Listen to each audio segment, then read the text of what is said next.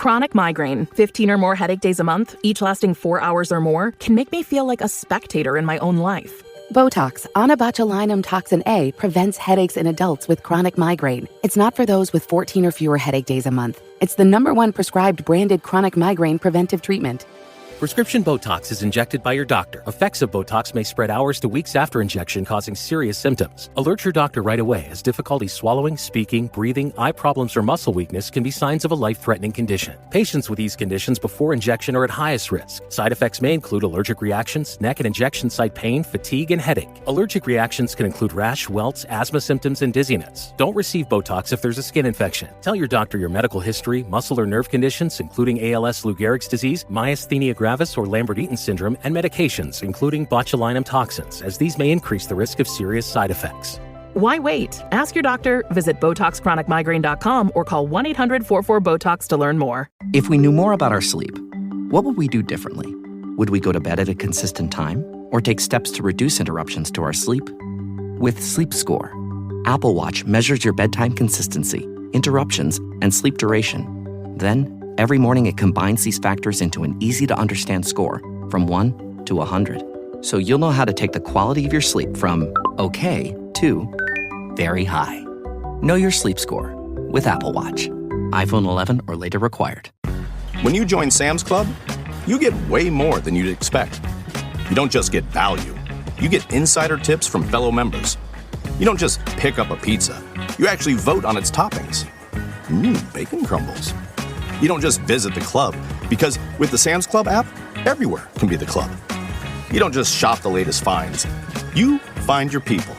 And at the end of the day, isn't that what it's all about? Come join us. Sam's Club.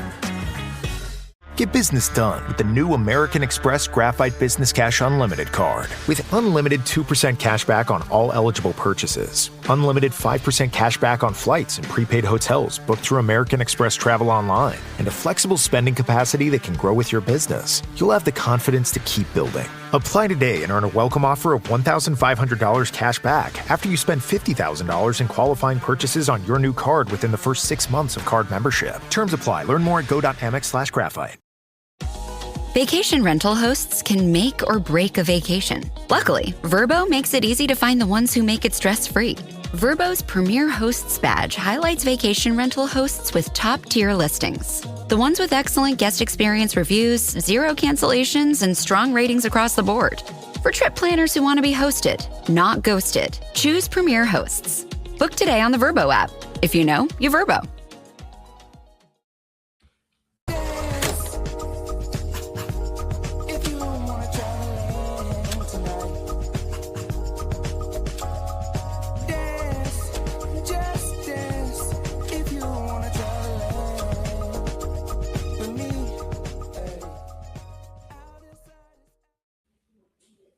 Hey, what's up, fam? And welcome back again to Recap Kickback presents The Vampire Lestat. This is season 3 of Interview with the Vampire, also known as The Vampire Lestat, episode 5, New York. And it's me, your host, Chappell, and I'm going to talk to you about another crazy episode in the Anne Rice Chronicles universe. We've been talking about Interview with the Vampires in season 1, and now here we are, more than halfway through season 1 of The Vampire Lestat. And so with me to talk about this, again, the expert on all things vampires, Mari Forth. Mari, welcome back. Whoop, whoop, whoop. We're back. More organized chaos here from The Vampire Lestat. Oh my gosh. I'm so excited. This is crazy. This show. Yeah, there's so many headlines that I don't really know where to jump in, Mari. I guess I should first thank the listeners for being here and joining us as we try to work things out. Big shout out to the book readers who have read the Interview with the Vampire series, who know where this is going or know these things, because y'all are giving us so much grace to figure this out on our own. I see the YouTube comments. I know how hard it must be to just let us be wrong, but thank y'all so much for trying to give us like different perspectives and for letting us know things that we might miss, because I really do appreciate the feedback we've been getting. And Mari, we got an email. We got one from Angel. Says, hey. Thinking on the great conversation And I'm sorry, thinking of the Great Conversion, and Gabriella does seem to pick out the strong ones and leaving the rest for food. I was wondering earlier if it was connected to Akasha, but this makes more sense. I feel so much sympathy for Lestat between mom and his sexual assault turning, letting Armand lie and taking Louis. Armand, Daniel, go live in the jungle. This might have been David, but they're mixing them anyway. Devil's Minion chapter is the Queen of the Damned. And so we get a little feedback and some confirmation that the Devil's Minion is canon, Mari. Yeah, I mean, you pulled it out right at the right time, and I think even here in this episode, we have the confirmation of the Devil's Minion. I mean, what a twist! I mean, not even a twist, but so fascinating, right? For people who didn't know that was coming, and this show makes me want to read the book so badly. It really does. Like, finish. But I don't want to ruin it for myself. So I'm kind of like stuck. I'm kind of like, I'm torn between wanting to read the books and get more of this content, and not, because I'm enjoying the content so much. So, I mean, at most, I think I might just go back and watch the Aaliyah movie to just compare. Just to get my fix, okay? Yeah. Yeah, because we have a lot to discuss when it comes to all the things you just said, right? Like some of the things that are canon for the book that are starting to creep their way into this story. We're going to have the Queen of the Damned, her first appearance here in the Vampire Lestat.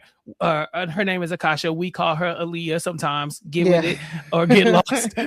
But yeah, there's so much to unpack here. And I think that we can go with the Armand and Daniel storyline being the headline. I'm fine with starting with that because Armand sucks.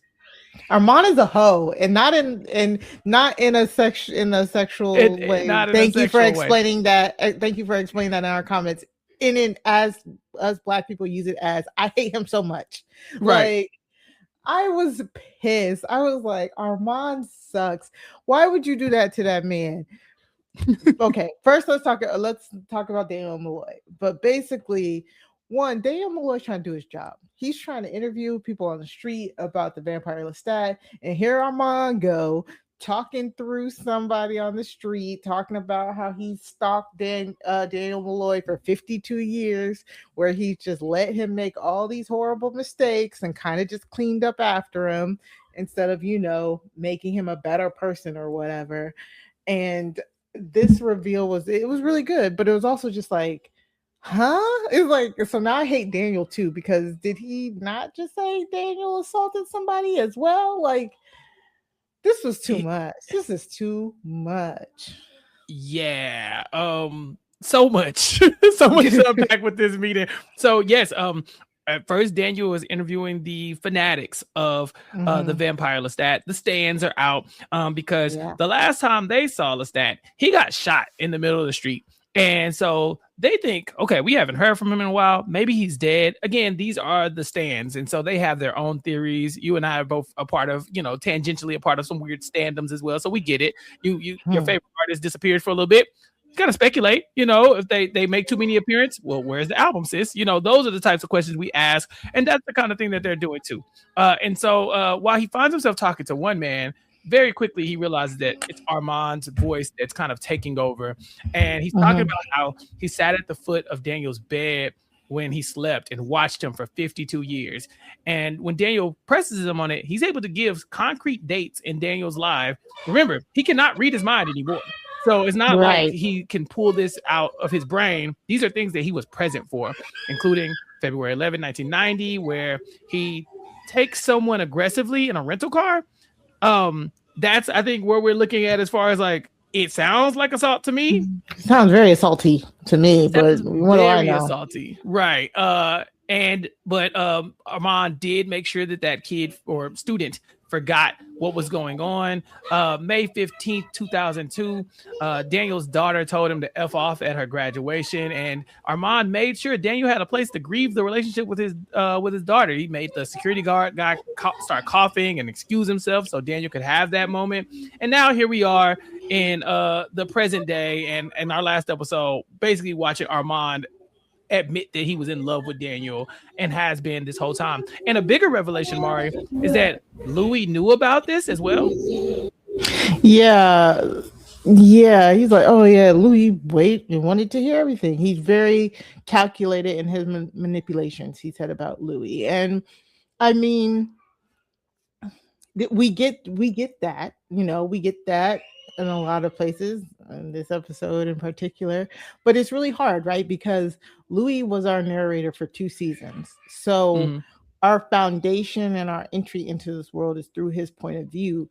So, and like we pointed out a myriad of times, he's an unreliable narrator. So this kind of revelation that, oh yeah, Louis was in on it, it's very not surprising. It's like not shocking, but then also I'm still like, I don't know if I believe you, Armand, because it's like you can't believe nobody.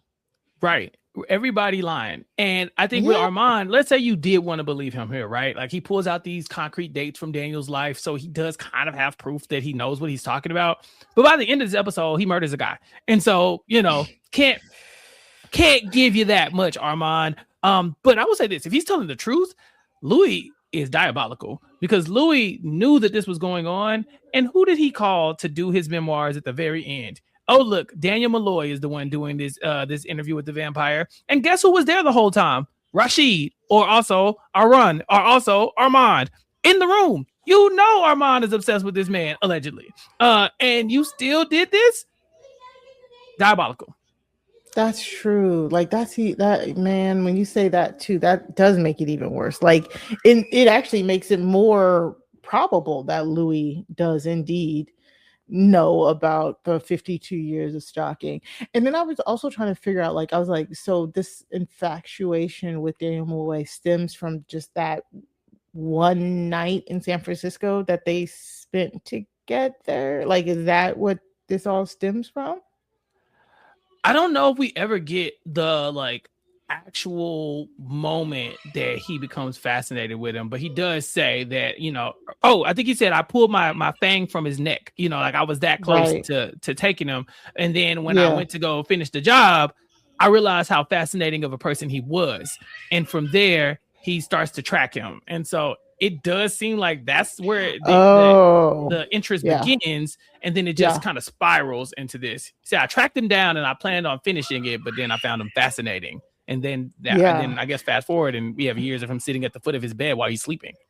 Yeah. So that kind of somehow makes it worse, because this whole time Daniel thought that he never turned him because Louis told him not to. But if Armand had planned to turn Daniel, but then was like, oh, but he's kind of like my own personal theater show. I'm just going to watch him for these years. And he was his sim. Daniel Malloy was his sim. He controlled the things around his life. It was like the ultimate form of control. That's raggedy. Raggedy. I'm so sorry. I went back and I watched him talking about his origin story, and because I had to rewatch that part where they're in the Louvre and he's telling Louis like his backstory and stuff like that. And because thank you again to everybody in the YouTube comments. We were talking about my joke that I made last week. People found it funny, but they also were just talking about a little bit of like why they give Armand grace because of his story of being of being a victim, a child predator, like a child victim, child sexual assault victim. And I get that. And I went back and I rewatched his background, and I was like, oh yes, this is what I remember. He was abused as a child before his maker took him. His maker was a little bit hesitant in giving him the dark gift.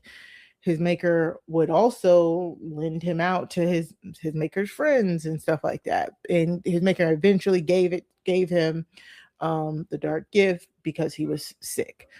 And I had to go back and see it because we met his maker in this episode. So I kind of really wanted to, go back and revisit that. So I understand that he is hurt. And I understand that hurt people. But also, fuck that guy. Because what? Like Armand is such a dick. Like when he shows up at the end with when Larry, and I was like, oh, I think I wrote in my notes, I was like, and here comes the biggest hater ever. And here comes this. Like before I even figured out what was gonna happen, I was like, this. Like I was done. I know. And then when I was pissed. I wanted to swing at the air. I immediately texted you. I was like, why would you do that? I was so hoping that Larry was gonna like figure it out and go back to the band. So this was just a lot. Armand, you're the villain, sir. I'm sorry. Like, which is crazy in a show full of villains and where a guy wants to turn the world into vampires. You are the person I dislike the most. I'm sorry. Congratulations. Like, yeah. And I still haven't figured out where Armand stands on the turning, because it seems like he's pretty anti that, right? He's anti that. Right. Yeah. But then when he's talking to Daniel, he's telling him, Louis cast you out and you still carry his water. But I want to help you walk in the sun. Like I said, well, what do you mean by that? Well, what do you mean by that? What do you mean exactly? He reveals that Lestat lays with his mother, and he talks about how there are other types of love. Like it don't have to be that we are a couple, but I want to be your maker. I want to give you half your life back.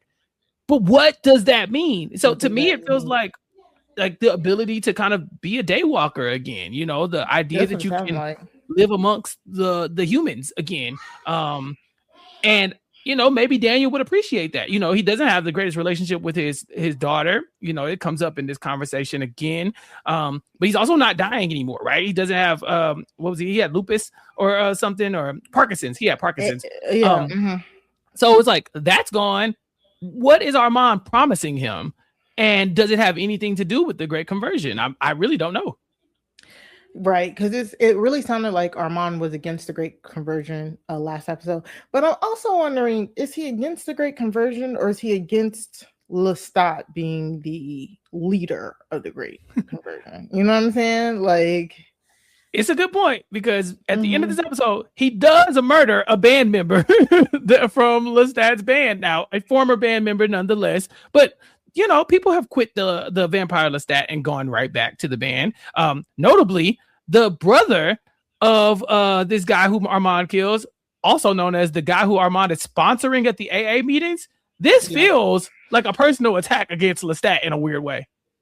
Yeah, so Alex, and that took me a minute to realize. I was like, why is Larry having issues with Lestat? Because it was never Larry and Lestat having issues, right? It was always Alex and Lestat, even so much that Alex walks away and then Alex came back and now it's Larry having issues. But what it seems like is Armand knows that he's using the band and he's using the music to gather the rest of the vampires.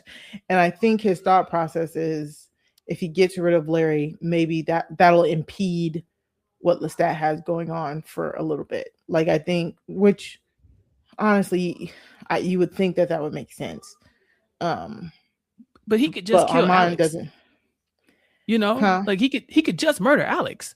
It's such a maniacal kind of plan for him to go, well, I'm gonna harm the brother of the guy who I know is recently at an AA meeting because he'd be falling off the wagon. I'm gonna harm his brother. That's obviously going to make Alex affected, right? And then Alex is going to harm the band. You could have just killed Alex to begin with.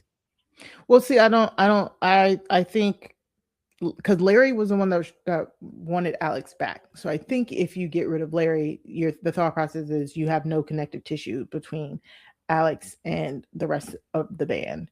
And then on top of that, what it also took me a minute to realize was Alex really fell off the wagon here. Like he was, every scene we saw him, he had a bottle in his hand.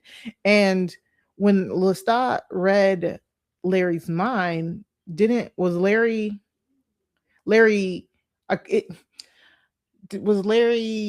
happy that Alex was drinking again, or was it just he noticing that Alex was drinking again? Yeah, he called him out about the thinking about him drinking. He was like, stop thinking about that and focus. But to your point earlier, Larry has always been the weaker of the musicians. He's always been the weaker one. And like Was that he was the thing. weaker one? Yeah, because when Alex left, remember, Lestat skadoos into his brain and is like, hey, I see you leaving, but just know you're the only good musician around here next to me. Like you're the best of us, And so that's how we see Larry crumble in this episode, because he's looking around and he doesn't match up. He's not able to kind of conceptualize the idea that the Lestats are just trying to get him to play, right? Like he's like telling him about the way he's playing the music. It's not right. It's not right. He's on his neck the entire time. He never gives a note to Alex at any point in that episode. He gives a few notes to TC for sure, but he doesn't come down on him like he's been coming down on Larry. So it's like Lestat was kind of pushing him away as Larry was retreating. He doesn't beg Larry to come back. When Larry quits, he just lets him go. So when I might have to go back and rewatch that first episode. So that first episode, remember when they were on stage and one of the guitarists went rogue and he was like, and Lestat was mad at it. Was that Larry or was that Alex that went rogue? I'm pretty sure that was Larry. I think that the comments from on stage was that Larry isn't as good, but Alex is like, he basically went out of his way to be like introducing the band, but making a point to say that Larry resents him because he's kind of slid into Larry's spot, and Alex is the only one worth the damn as far as like the music goes, if I'm not mistaken. But that we might be due for a rewatch.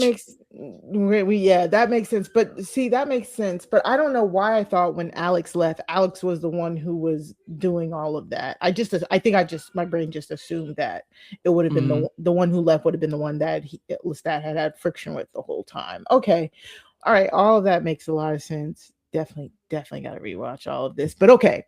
Sorry guys, we're back.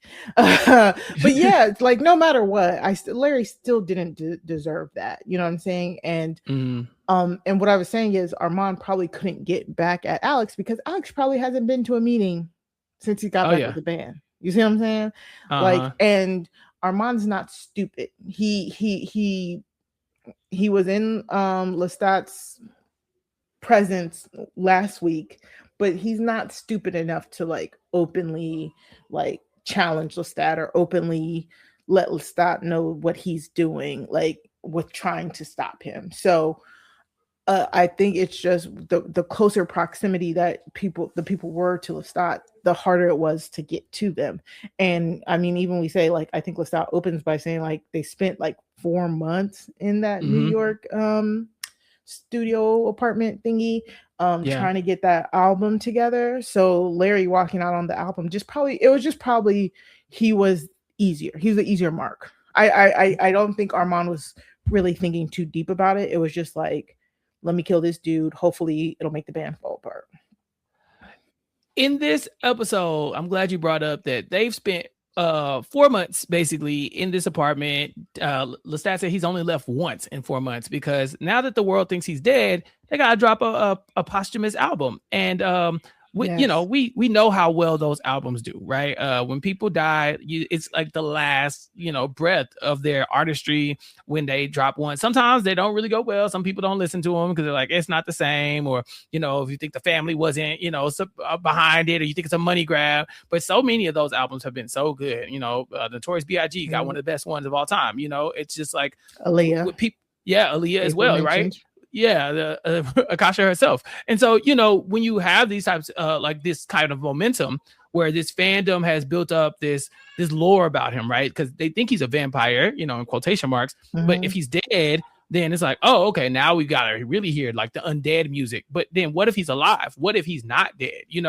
And so there's a lot of like momentum building behind him now that Bo Wrigley had tried to take him out.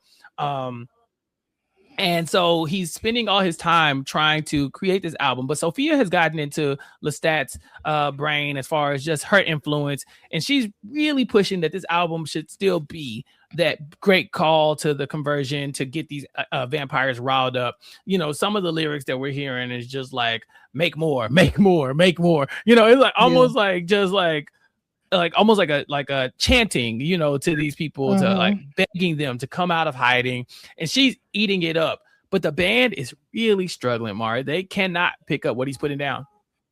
Yeah, and it's that musicianship of Lestat. He's like, I am trying to explain to you that you need to feel the music, that I'm trying to make music that conjures up a feeling. And this process is so funny, between just yelling at them, do it again, talking about the different metaphors of their instruments, and then even he himself, while he's recording his vocals, running out into the sun so that he can scream, record his vocals. It's like crazy work, and it's so interesting. And it's like the musicians like that are so funny, and we know he's doing all of this just for an album that, what did he say, Pitchfork panned, and I forget what he said about the audience, but basically Pitchfork called their album doo-doo, just like they did Chris Brown. So it's kind of funny when you know what it's gonna amount to. The album does not matter. Like he is making the album matter, because he's Lestat and he's trying to tell 3 centuries of his story in one CD. But what we're really leading to is the concert. That's the big moment. We find out where we're going with this. That one last concert is going to be where he performs, and he's referring to himself in this episode as Amel. Did you catch that? Was he referring to himself as Amel? Oh yeah, in the voiceover, he called himself Amel. Do you know Amel? No, no. I would Google it, but I don't want to spoil myself. But he definitely called himself Amel. And you know what? They said Amel again when Marius is in that little lair and he's talking to Akasha. You know, they're doing a lot of rambling. Amel's name came up there. I think Akasha said it. Okay. Well, the male vampire that she's sleeping next to is a kill, not Amel. So Akasha does say Amel, and I was just like, okay, so I didn't hear Lestat referring to himself as Amel. You know, when did he do that? At the very beginning, in his first voiceover, when he's giving the rundown of kind of like what happened in the past, after he got shot, he's talking about how he was able to fake his death. But he calls himself Amel, and I caught it, and I was like, well, who the hell is that? But again, I could Google it and find out, I'm sure. But you know, I don't want to spoil it for myself. I was just hoping that you might have maybe heard some other Amel lore. No, I haven't, but I wouldn't be surprised if that's like, you know, maybe that was the name he took after, you know, being reborn of Akasha's blood. You know? Yeah, I just think it's crazy that we're just not hearing about this man, you know, Amel, because you know we've been with Lestat for 3 seasons, you know. God, now you got an alter ego. And I don't want to gloss over the faking of the death too much, but you know, he was publicly shot. They had an amnesia fund set aside for all these people who witnessed this, including the Yarda, who was the Lestat body double. And a bunch of people got other money, including your girl, Christine Claire. She's no longer with us. She has taken her money and went to go live amongst the rich, I guess. And Lestat has replaced her with Sophia. How do you feel about Sophia now being the manager of the band and the entourage? You know, it's what Christine, right? That's what Claire. Yeah, it's what she deserved. That's what it's workers. Get your money, girl. Yeah, she got shot. She took a bullet for him. She kept that band afloat for 2 years. Now she gets to just enjoy her money in a big private home, probably on a yacht somewhere for the perpetuity of her life. Good for her. She got the bag. I'm excited for her. It's what she deserves. What you deserve, baby girl. Yeah, get your money. But Sophia hired Sam as well, Mari. Sam is still here. Yeah, I mean, what else he gonna do?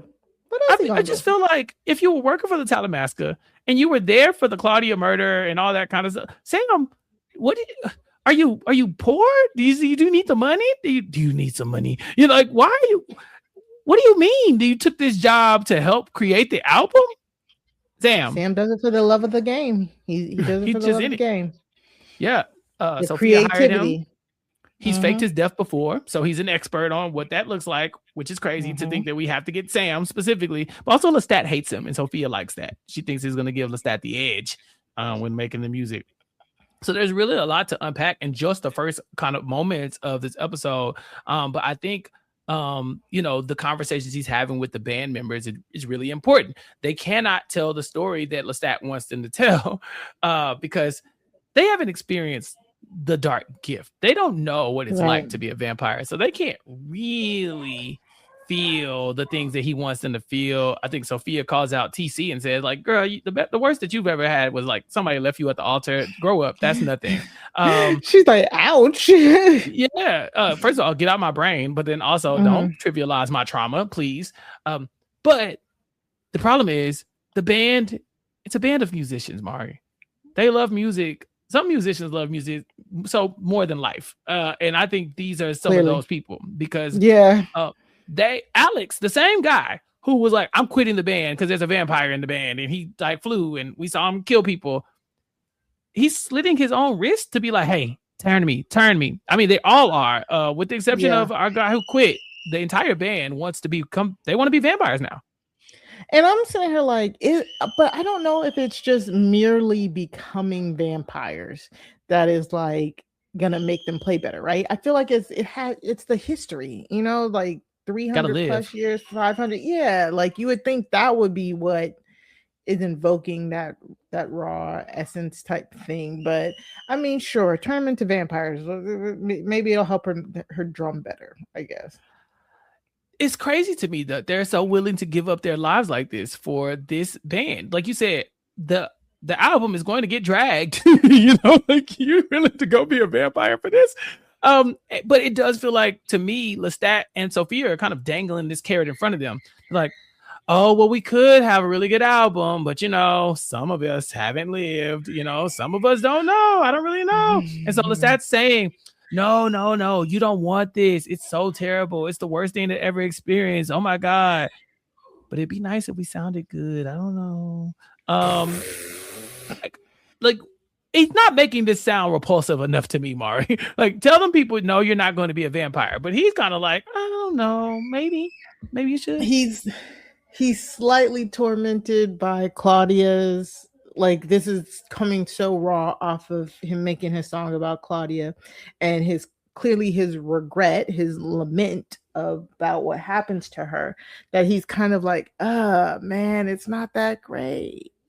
But also, great. Art. I know, like do it for the art. Yeah. It's so kind of great.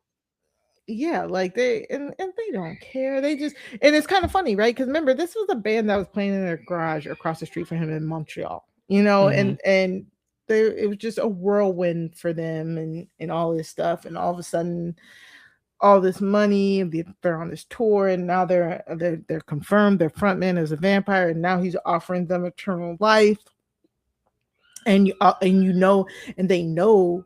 Just like we all know, this album finna at least be like, no matter what, if Pitchfork calls it doo-doo, it might sell millions of copies. Right, because people are just so curious as to it always happens. Like whenever there's a song out and they're like, oh my God, this song features Michael Jackson's vocals, Aaliyah's vocals, so-and-so's vocals after they died. Every year, you always want to at least go and listen to it just so you could be like, oh, that was trash. And like so-and-so is rolling over in their grave because of what you did, type thing. So it just kind of like, no matter what, it's that morbid curiosity. And it's just so smart that they're trying to take advantage of it because it clearly can catapult them to stardom. And they're just so high on all of that they're like, at this point, also make me a vampire. And I don't think they're thinking, long term. Yeah. But it's fine. Just, you don't have, I don't get to see the sun anymore. Boo-hoo. Like, if that's what they're like. Y'all be trivializing this too much, like I just feel like this is a big decision, you guys. Not to say I wouldn't take it, but I'd have to talk about it. I had to think about it for a few days, for a couple years. I'd be like, call me, let me talk to my people first, let me gotta get on the same page. Let me go to church. Yeah, for me, I would be like, I gotta go taste like a lot of things because once you're a vampire, there's no food. Like it's not food no more. You know what I'm saying? I mean, it's different food. But I'd be like, let me just go taste the world's most expensive something or other before we make this trade. You and I are truly friends because my first thought too was I can't eat no more. Dear God. What? Blood better really be hidden because there's so much good food out there that I'm not trying to miss out on. When he's telling them about what, how bad this could be, he's telling them that, he was in Spain when his mom left him and he let himself be buried in a stranger's grave until the queen got to him.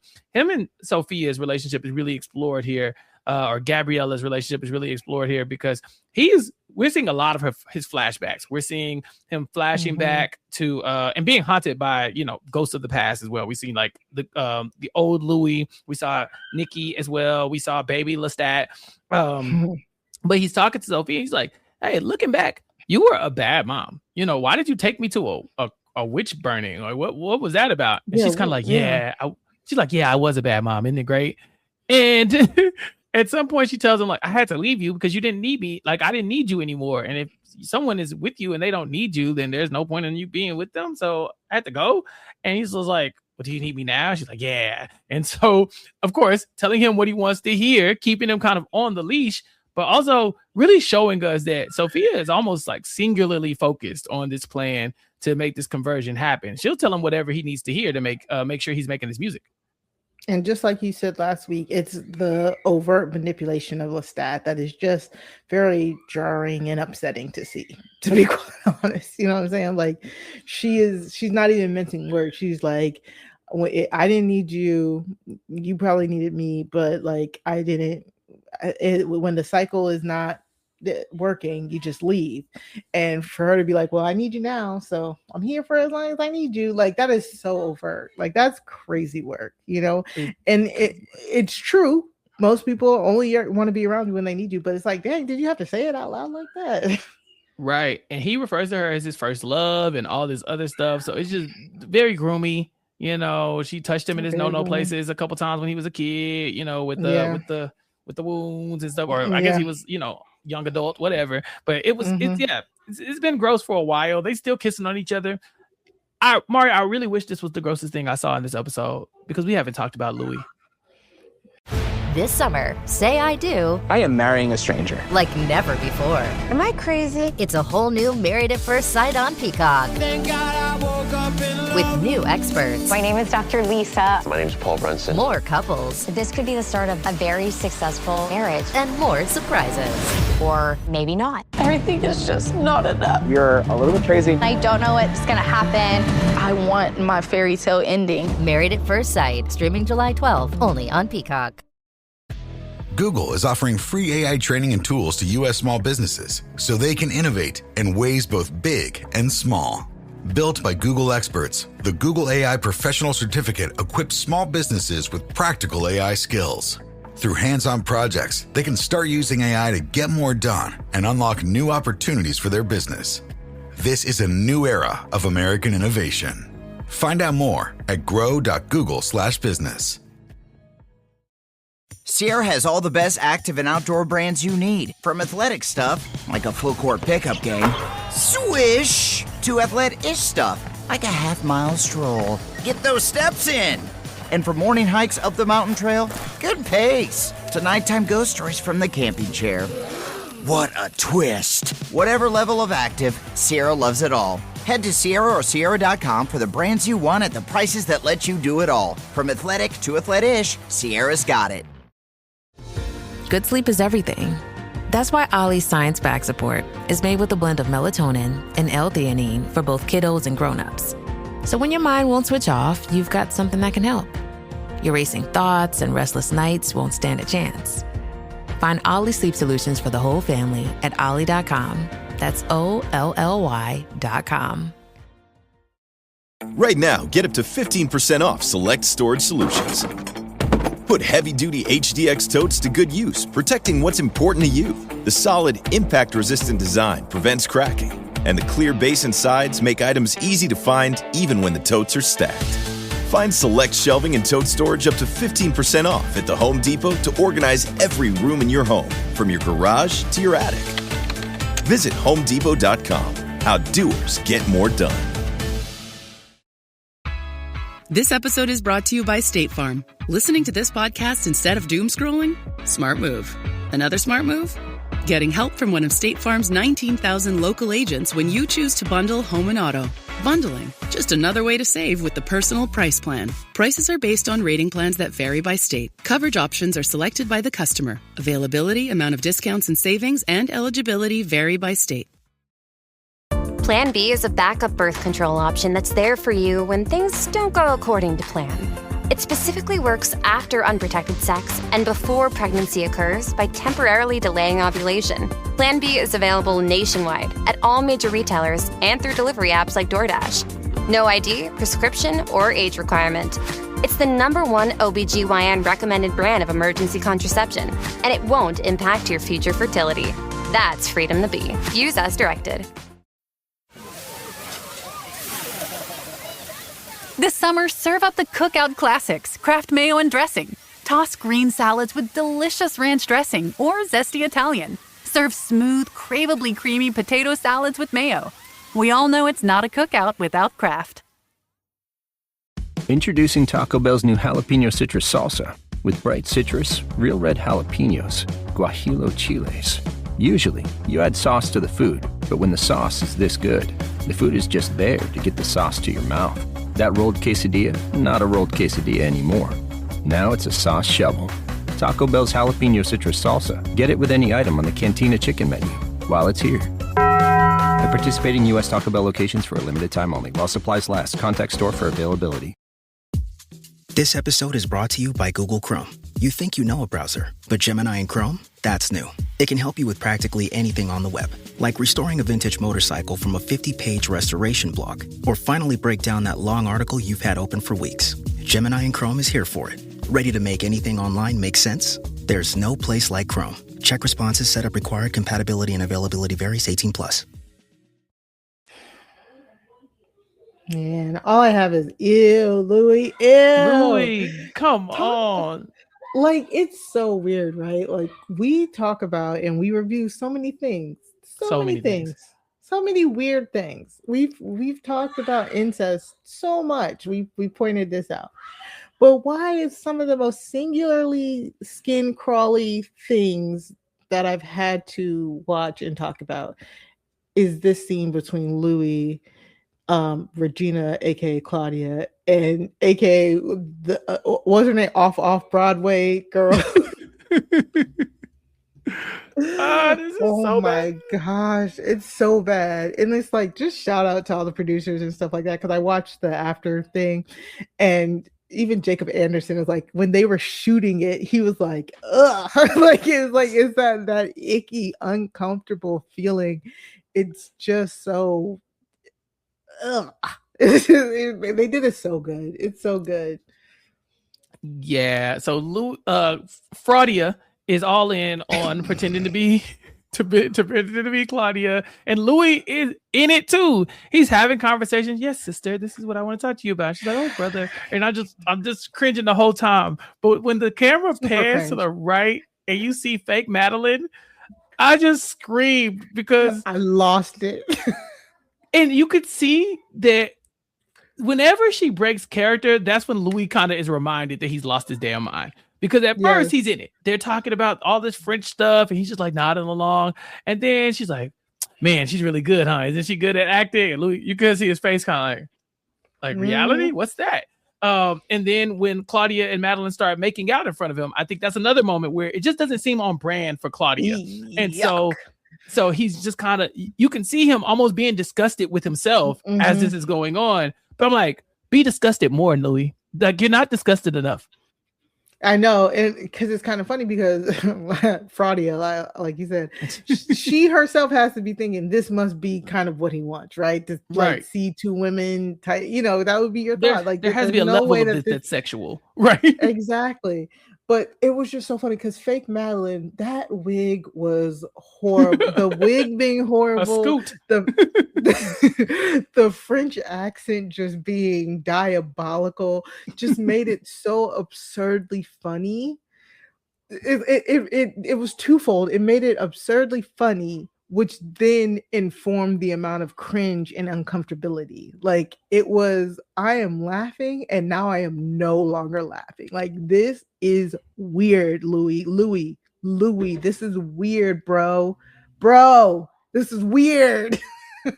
I can't, you know, I've been saying Louis stand up for so long, but this isn't like, when I say Louis stand up, this is me being annoyed at Louis, you know, kind of simping for Lestat. You know, that's when I'm like, stand up, like you got to grow up. But this level of grief, you know, he lost his child and his sister all at the same time, you know, and it's been decades. He's never gotten over it.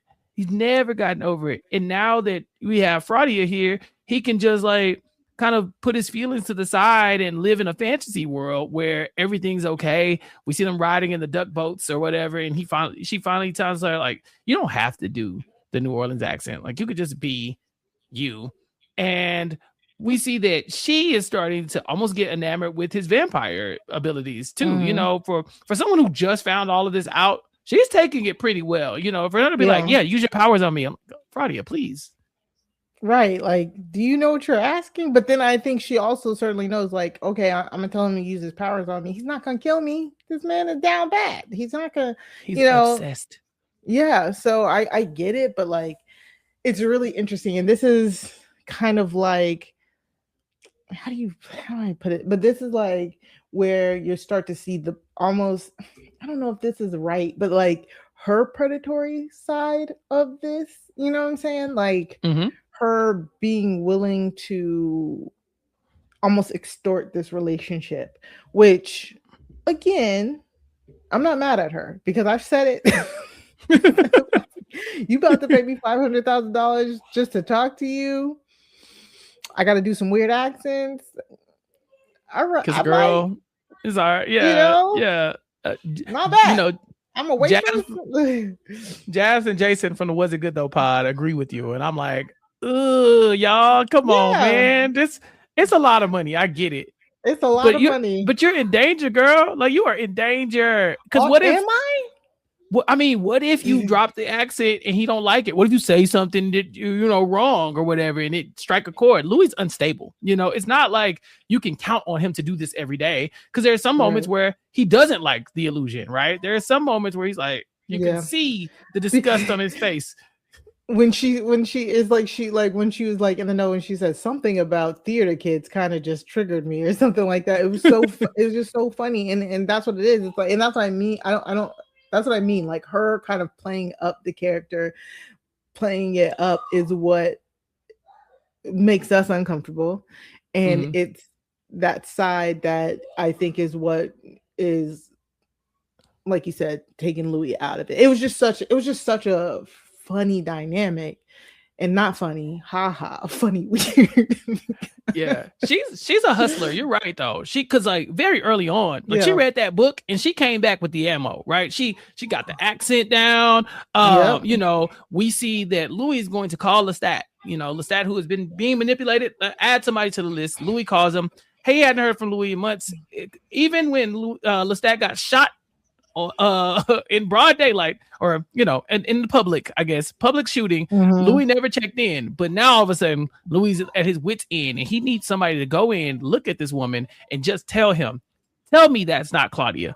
So Lestat does. He goes in, he's talking to her, and very early on, you could tell he's like, you gotta free Louis from this. Like, he's down bad.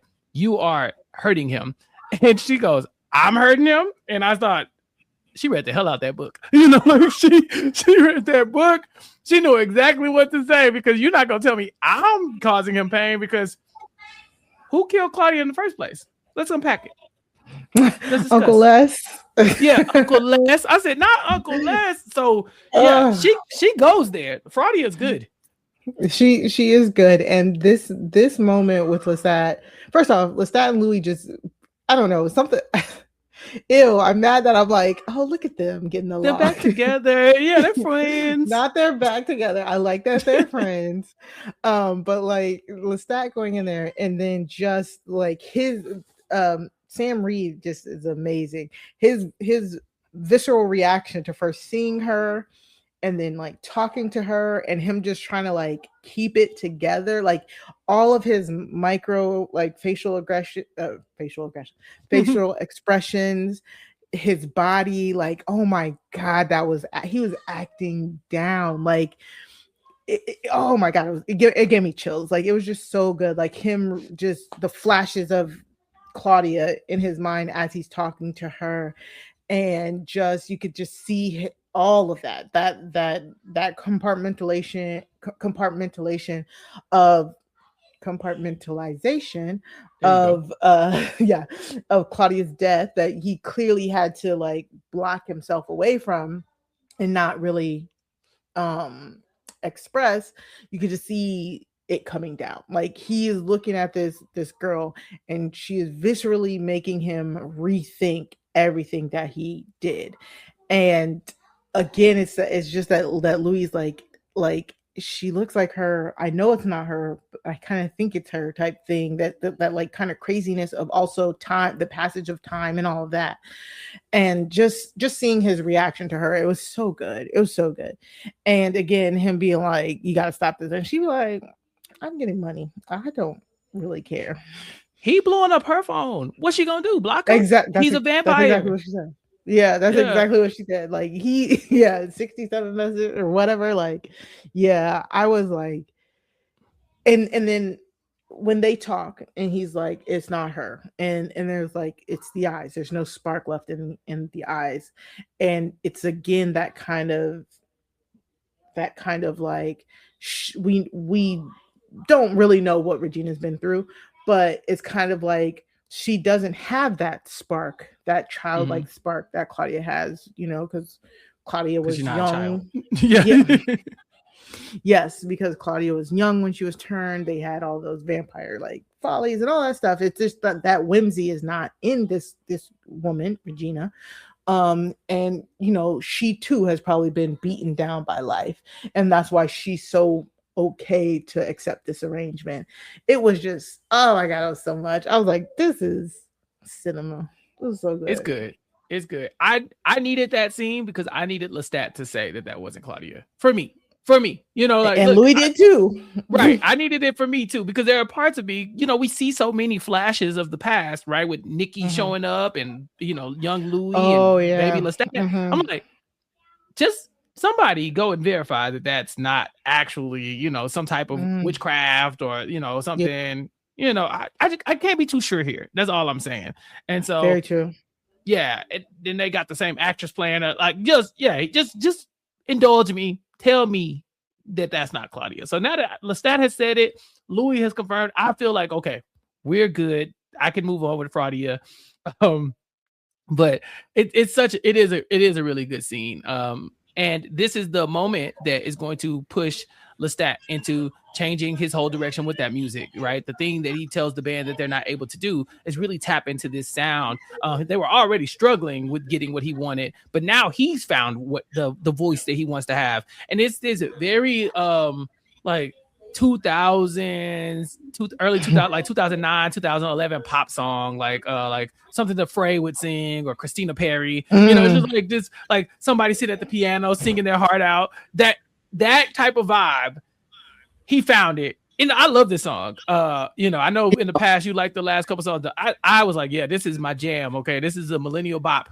And so I was really appreciating that. But it was that moment with Claudia that pushed him to that. And the lyrics, what was it? Stained glass eyes.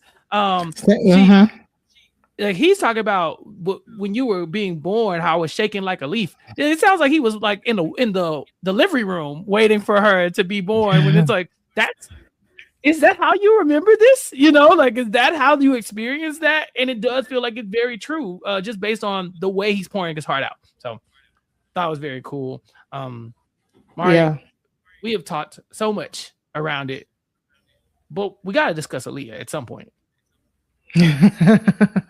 Aaliyah is here with us, aka Kasha is here with us. And what an entrance, just yelling psychobabble at us till I was like, oh my God, write that down. Like, I don't know what's going on, man.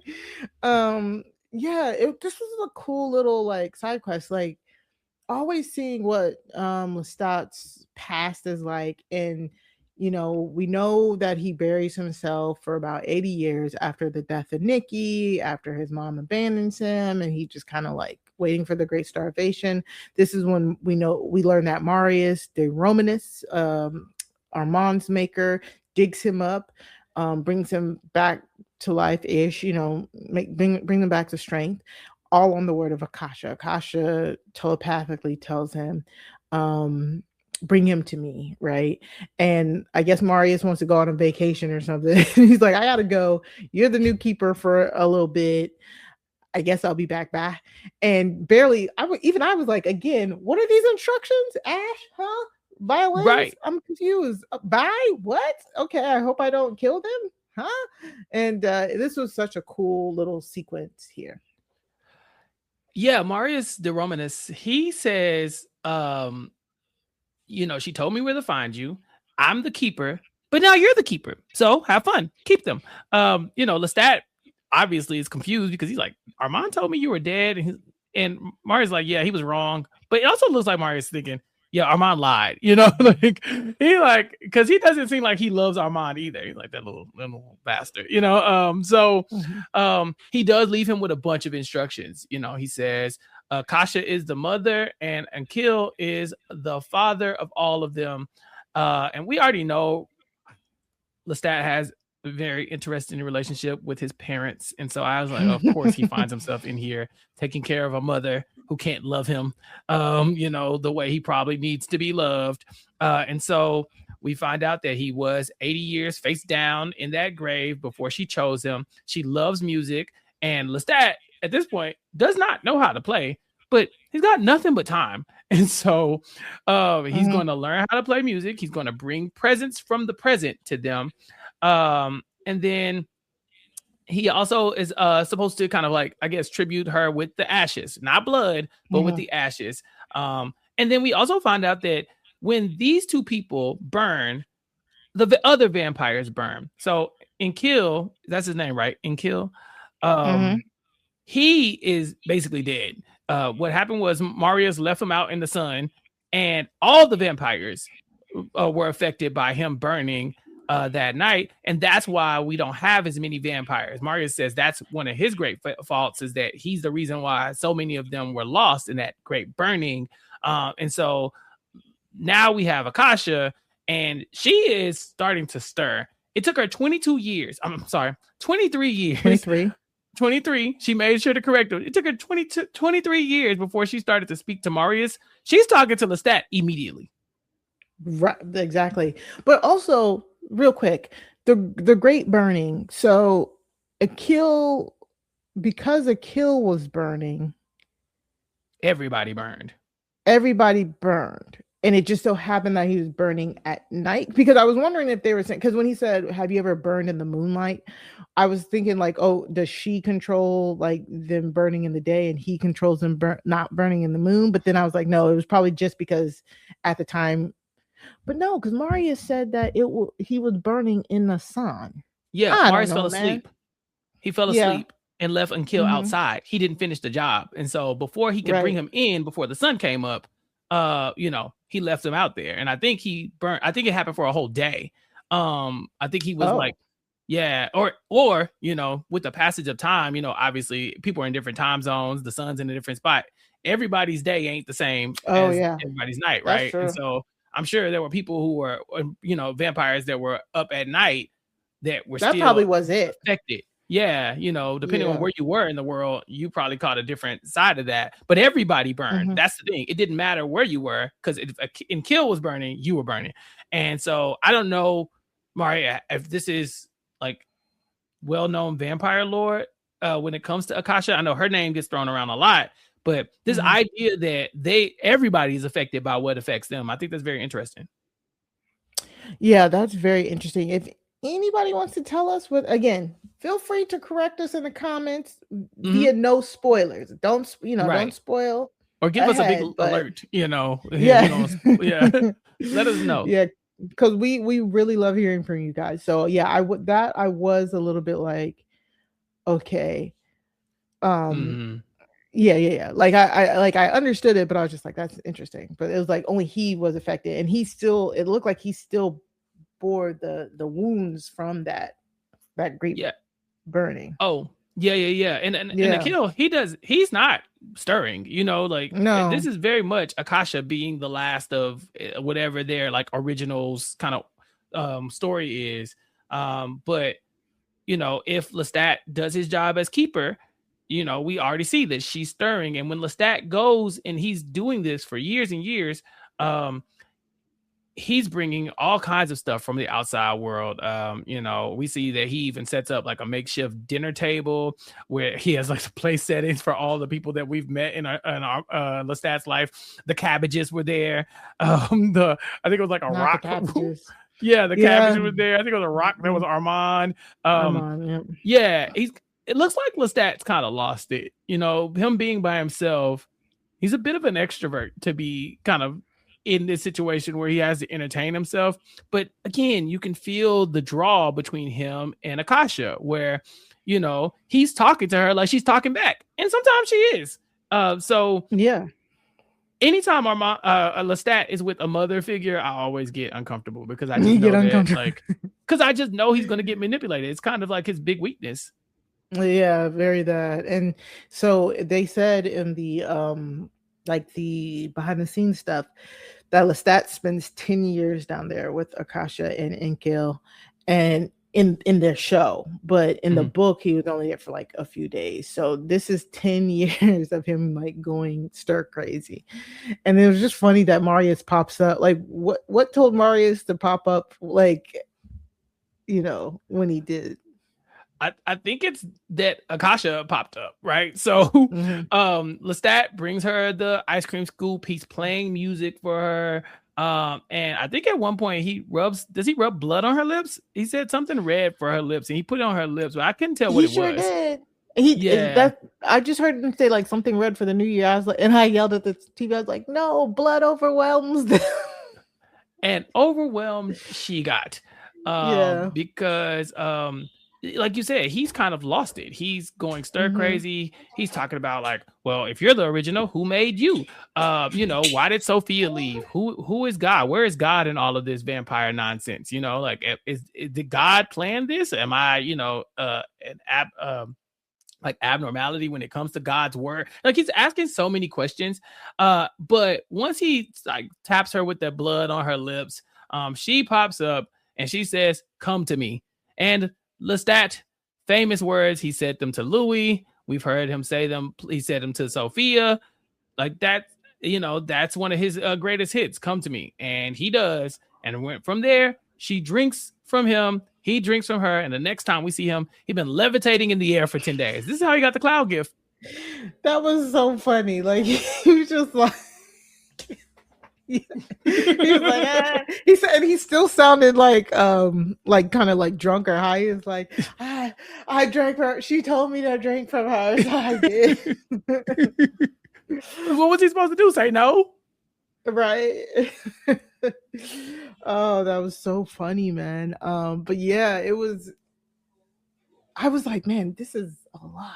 Right, like because she just pops up and bites him, and Marius comes in and she's again just saying stuff, and he's like, I gotta get her back down. How are you gonna get her back down? And it made me really stop and think. I was like, so what has she been doing because this is at this point, I'm assuming if the timeline I have correctly, this is right before he meets Louis. Well, he'd been up in the air for 3 days. But I don't know. I don't know if like he immediately goes to New Orleans after this. Like I don't really know the timeline at all. You and I have struggled with keeping up with that a little bit. Yeah, we have. Marius is not okay. He's like, oh, it's too late. The madness or the sunlight is going to relieve you of this burden because Lestat brags about having the blood of Akasha in him, but it's not easy to live with this burden, right? He says this is the metal sun inside his veins, it says this will drag you into depravity and reward you with regret. Like that's the way he describes this. And we've only seen kind of like the good sides of what the vampire gift has done for Lestat, but now we're really going to get into why the blood of Akasha is important. Sheila Aten, her showing up and just kind of stealing this scene as well, like you said, yelling, like, I am the girl, I am the god, I am the voice, I am the song, I am the answer, like whew, chills. But Marius was able to lay her back down. We don't know what happens to her after this. No, we don't, because Lestat leaves. So I'm very, very curious. Again, where it feels like we're going into Queen of the Damned territory. There's only 2 episodes left. Next week it seems, next week it kind of seems like there's a whole bunch of vampires coming, and they're gonna be like hunting or something. And look, I can't even tell what's gonna happen next week, but this has been great, to be quite honest. This show is amazing. Yeah, I've been having so much fun talking about this show with you. I'm so annoyed that there's only 2 episodes left. Yeah, like, that's so stupid to me. What are y'all talking about? So dumb, because we don't know what the next season is or when we're gonna get it. So yeah, we're just here hoping that we get something good. We have to get it. Like, I really wonder what like all the ratings and stuff are like. This since it's like an AMC Plus original and all of that. Like, I really wonder. I think in a very similar light to the House of the Dragon stuff we've been talking about is that like the book readers are a little torn on this because there's so many deviations from the book. But I've been seeing a lot of people who really are enjoying, the way that it's modernized and the way the story is being told. And so I'm hoping that the ratings are really good. But you are correct. We are running out of episodes. And so I'm pretty sure we only have a limited amount of time with these people before we are going to be in a space where we are waiting to find out what happens next. Yeah. And like, I'm hoping, I don't know if YouTube videos are what to go by, but like, at first I was like, maybe there's just not that many people watching it. And then I went to Watch Me with Ella B. You check out, love her. Shout out to her. And I was like, oh, she got 10K people looking at her stuff. So people must be watching, or they just love her because she is amazing. Good. So that could be it. But like, I was like, so there has to be people watching this show, Mm-hmm. Yeah. And so we will be back next week to talk about episode 6, Montreal. But before we do that, Mari, do you have any vampire recommendations for any of our vampire enthusiasts out there? I know you're not at home. Yeah, I was about to say, I am not at home. I am in so much vacay mode, so I do not this week. I'm sorry, y'all. But go buy my cups. I've been the Vampire Lestat cup that I made and sent out to one Angel. Shout out to her for sending us that email. Like it's banging. So I'm making more cups. I have more Lestat or Louis cups. You can go to maricraftstoomuch.bigcartel.com and you can get an interview with the Vampire Cup, or I'm also doing House of the Dragons, but anything. It's over on Book Tumblers. I am really inspired by book themed cups, but I can make anything for you. I can put custom design on a cup for you. So just visit the site, support me like that. And thank you so much for listening to us. It's been amazing. You can find me over on Blue Sky at Mari Talks Too Much, 2 like the number 2, where I will warn you right now, it's about to be all Big Brother all the time. Big Brother. So, we're excited about that. Over on Crime Scene, me and Sarah Carradine, we will be joined by Jason Reed, a guest who's here on Recap Kickback a lot, and we will be covering Worst Neighbor Ever, the docuseries over on Netflix. So make sure you're subscribed to Crime Scene. Go to crimescenepod.com to subscribe to wherever you listen to podcasts, or you can support us by going to buymeacoffee.com/crimescenepod, where you can become a member or a supporter. Members get their podcast early and ad-free, and they get access to our live recordings. That recording with Jason will record live this week. And so if you are a member, you will have access to watch us record with Jason live, and you'll get to talk to us and ask us anything in the chat and be a part of the conversation. And you'll get to see all of the flubs, the mess ups, the screw ups, and all of that. If you are not a member, you will just get the the polished edited version. So, yep, that's it for me. What about you, Chappell? Catch me here. Recap Kickback is where I'm doing the majority of my podcast. And if you want to see my big brother text, that's over on RHAP. But recapkickback.com. Follow us on all social media platforms and keep up what we have coming in the future. But yes, this has been so much fun. Thank you all for all the feedback, all the comments, all the emails, all the good stuff. And thank y'all for joining us for all this this crazy show. Can't wait to see what's coming up next. But until next time, we will talk to y'all later. Peace. I've been trapped behind Swamp Maria, isolated like it's North Korea. Smaller city with some bigger dreams. The wall is cracked, I'm looking in between it. The world is yours, but man, I gotta see it. They say it's hard, but man, I gotta see it. The air I'm breathing can't feel my chest. Wait on life, I wanna hold my breath. I'ma get in my goddamn self. Welcome to a new era of baseball's great spectacle, the T-Mobile Home Run Derby, live on Netflix. The biggest sluggers in baseball put their talents to the test on All-Star Weekend. Raw power meets star power. Big swagger meets bigger slams. And you don't swing to make contact.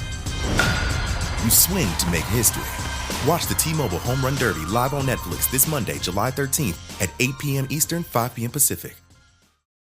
Hey, it's Ryan Reynolds here from Mint Mobile. Now, I was looking for fun ways to tell you that Mint's offer of unlimited premium wireless for $15 a month is back. So I thought it would be fun if we made $15 bills. But it turns out that's very illegal. So there goes my big idea for the commercial. Give it a try at mintmobile.com/switch. Upfront payment of $45 for 3 months, $90 for 6 months, or $180 for 12-month plan required. $15 per month equivalent. Taxes and fees extra. Initial plan term only. Greater than 50 gigabytes may slow when network is busy. See terms. Capture your favorite summer feeling with Pandora Jewelry. Discover a collection inspired by the sunshine, freedom, and moments that make the season unforgettable. From sun-kissed metals to personalized pieces, ready to be engraved with your summer mantra. Each design moves with you, from beach days to golden nights and every memory in between. Shop Pandora Jewelry's new summer collection, in-store or online at pandora.net, and let your summer unfold. Athletic Brewing Company crafts award-winning non-alcoholic beers for those who want to be part of every round. With over 185 flavor awards, they're exceptional NA beers that fit your lifestyle and any social occasion. Summer's full of good times, and Athletic fits right in. Go to athleticbrewing.com to have brews delivered to your door, or find them at a bar, restaurant, or store near you. Near beer. Athletic Brewing Company. Fit for all times. At ZocDoc, we know being a healthy adult is like living in a video game. Every day has side quests, taxes, laundry, birthdays. And just when you're leveling up, you have to book a doctor. The insurance portal crashes. They put you on hold. Your doctor doesn't take your plan. Game over. We see you. So we made booking a doctor easy. Download ZocDoc. Search by specialty, insurance, and availability. Book instantly. No cheat codes required. Find a doctor you love with ZocDoc.